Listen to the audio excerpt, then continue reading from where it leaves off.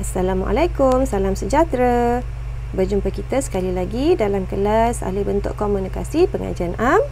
Kali ini cikgu akan buat kelas ulang kaji Pengajian Am Ahli Bentuk Komunikasi semester 2. Okey. So kali ini cikgu nak khususkan bagaimana cara untuk menentukan skala pada paksi Y di atas kertas graf. Jom. Welcome to YouTube channel Zalina Basi.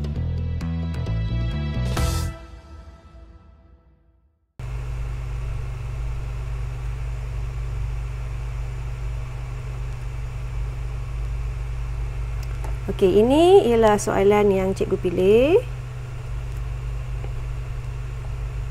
Dan di bawah ni ialah jadual yang telah dibina hasil daripada soalan di atas. Okey, so ini ialah kertas grafnya. Okey. Jadi pelajar perlu pastikan bahawa kertas graf yang digunakan untuk buat latihan adalah menepati spesifikasi seperti mana kertas graf yang digunakan di dalam peperiksaan STPM. Untuk pengajian am, kita akan gunakan kertas graf yang bersaiz 9 darab 11. Okey, apa dia 9 kat sini? Ini ada 1, 2, 3, 4, 5, 6, 7, 8, 9. Ini 1, 2, 3, 4, 5, 6, 7, 8, 9, 10, 11. Itu yang dimaksudkan dengan 9 darab 11. Okey? Okey, jadi seterusnya cikgu nak ajak pelajar untuk mengenali kertas graf kita ni. Okey, jadi kalau jika kita lihat secara inilah terus dengan kertas graf ni, okey, kita akan dapati bahawa terdapat kotak besar macam ni dan kotak kecil, kan? Jadi kotak kecil ni ada 10. Dalam satu kotak besar ni ada 10 kotak kecil. Okey, jadi sebenarnya kotak besar ni nilainya ialah 2 cm. Okey, dan kalau 1 cm macam mana? Kalau 1 cm macam ni, dia kat sini kan ada 10, so kita bagi kepada 2 lah. 2 cm ni sama dengan 10 kotak kecil. Kalau 1 cm bermakna ada 5 kotak kecil. Ini nilai dia 1 cm sama dengan 5 kotak kecil tu. Itu kecil kira ni 5 sini. Dari sini sampai sana 5 kotak kecil ni bermakna dia 1 cm. Okey. Jadi cikgu nak pelajar perlu kenal pasti bahawa satu kotak besar ni, kita panggil dia satu kotak besar ni ialah 2 cm, bermaksud 2 cm, dan satu kotak kecil ini nilainya 1 cm, bermakna ada 5 kotak kecil, dan jumlah kotak kecil ni semua sekali sampai 2 cm ni ialah 10 kotak kecil. Okey, kalau bermakna kalau 1 cm ada 5 kotak kecil.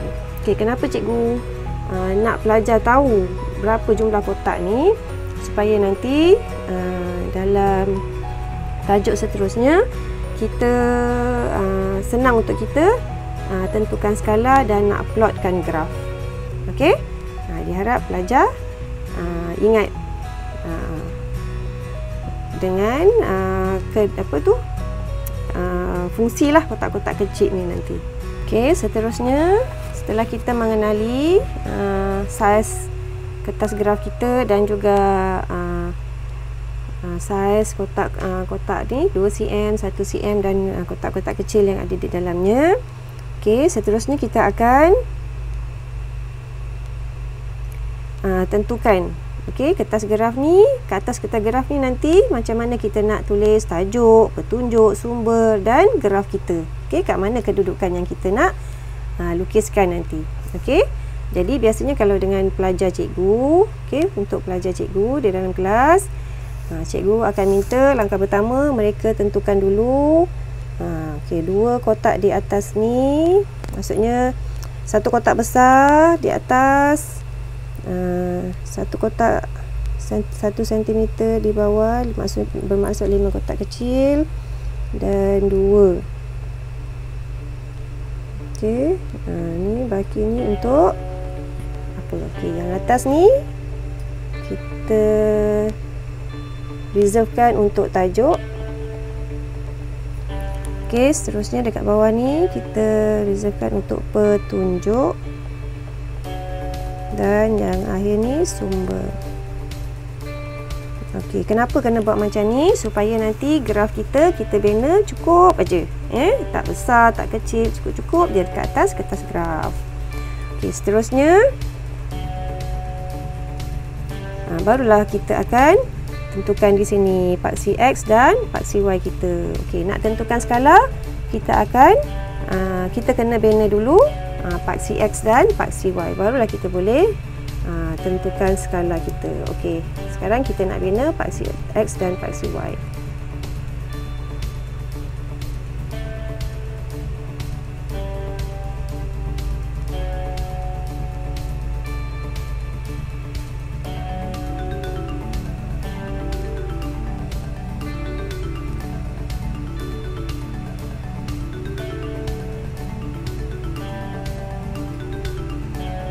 Okey, dah pun siap paksi X dan paksi Y kita.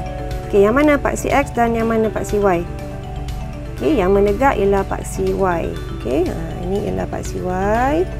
Okey, kenapa cikgu tinggalkan ruang di sini? Okey, ruang di sini untuk kita tuliskan label paksi Y kat situ. Okey, dan seterusnya di kat bawah ni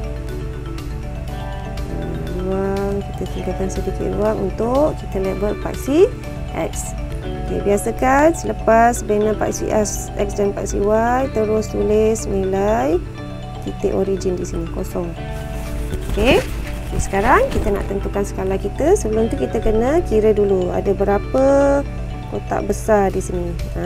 Skala kat sini ada berapa? 1, 2, 3, 4, 5, 6.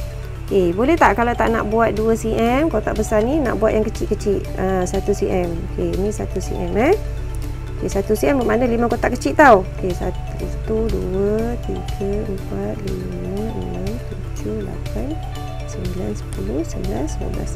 Boleh juga. Okey, nak buat kotak kecil boleh, nak buat kotak besar boleh. Yang penting nanti kamu kira betul. Alright. Okey, seterusnya kita nak kira lah ni. Dah tentukan graf, dah tentukan paksi X dan paksi Y. Okey, ni cikgu tulis ni Y, ni paksi X. Okey, dah tentukan. So kita nak tentukan skala. Macam mana kita nak kira skala? Kita kena pasti dulu dalam jadual kita nilai yang paling besar. Okey, nilai yang paling besar kalau dilihat di sini tidak termasuk jumlah. Okey, soalan ini berkaitan dengan bilangan salah laku, so dia tidak termasuk jumlah. Jadi kita lihat dalam ruangan ini sahaja ya. So dekat sini yang manakah nilai yang paling besar? Pada mata cikgu nampak ini 5912. Okey. Okey, jadi sekarang kita dah tahu nilai yang paling besarnya berapa. So kita pun nak kira. Okey, cikgu contoh atas kertas graf ni supaya pelajar nampak. Okey, kita nak kira skala tau. Okey. Skala paksi Y kita nak kira skala paksi Y. Okey, so bagaimana cara nak tentukan? Okey, kita lihat nilai yang paling besar tadi 912. Okey, kemudian kita bahagikan dengan jumlah kotak kat sini.